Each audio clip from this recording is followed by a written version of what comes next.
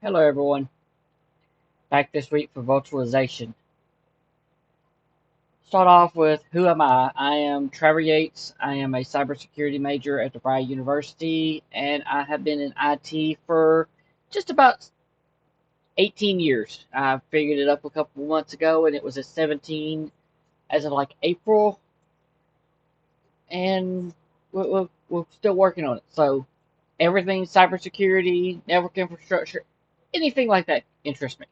That's who I am. If the term nerd comes to your brain, then you hit it on point.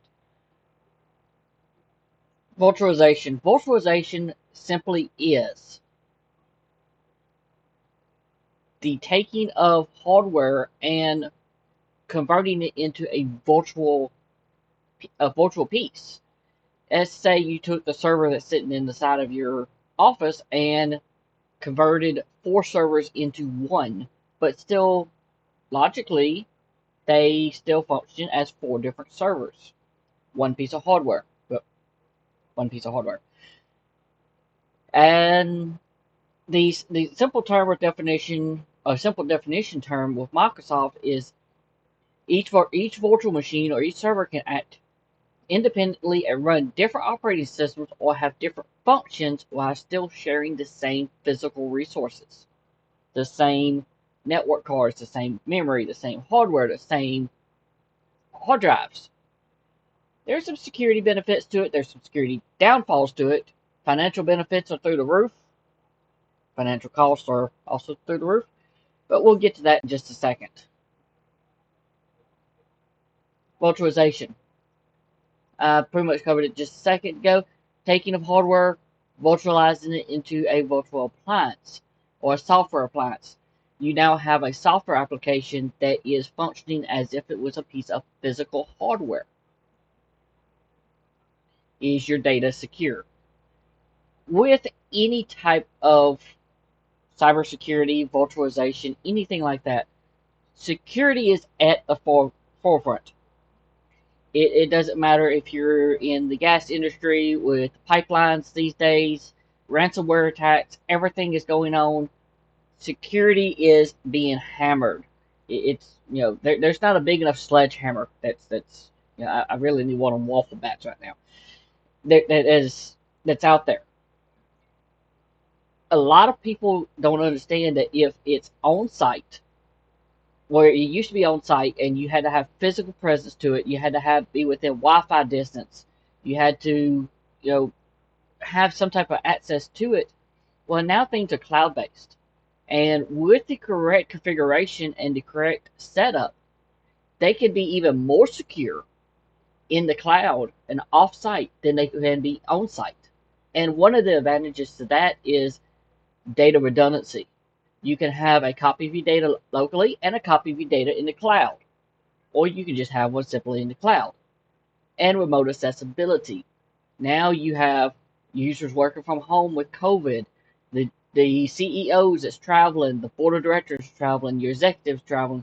Even let's take for instance a insurance company, Progressive, Geico, anything like that.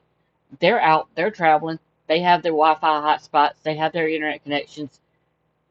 I seen a Allstate agent pull up on a job construction site where there was not electricity for miles, out in the middle of nowhere. Slide open the slide door of his van, pop up his laptop, had internet access right there. His van was running, had electricity, had everything he needed. He did the complete claim right there. With that comes security. You have to trust your third-party vendors. You have to trust your Google Clouds, your Microsoft Azure. You have to trust your Amazon Web Services. And with that, in the proper configuration comes security. Notice I said with the proper configuration. Anytime things are set up to be a human aspect, humans can make mistakes. Humans need the proper training, the proper documentation, the proper hardware, the proper setup, the proper software. Once all these things come together, your data is more secure in a virtualized environment than it was physically there. And the great thing about it is redundancy. If, let's say, your building burns down, your house burns down. If my house burns down right now, I have a network server that's sitting off to the side that has all the data is redundant across an array of hard drives.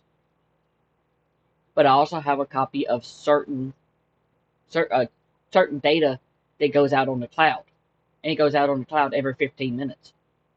It keeps a 3-version copy of all that data. Well, if my house burns down right now, yes, I will lose a lot of stuff, but ultimately I will still stay functional. Why? Because that copy that's on the cloud is out site. It is out on the cloud. It is somewhere. Actually, I know exactly where it is, which data center I set it up with, but it is off site. Back 10 years ago, whenever I first got into IT, one of the biggest things was off site data backups. And it's still hammered to today, but we have so many more options. Redo.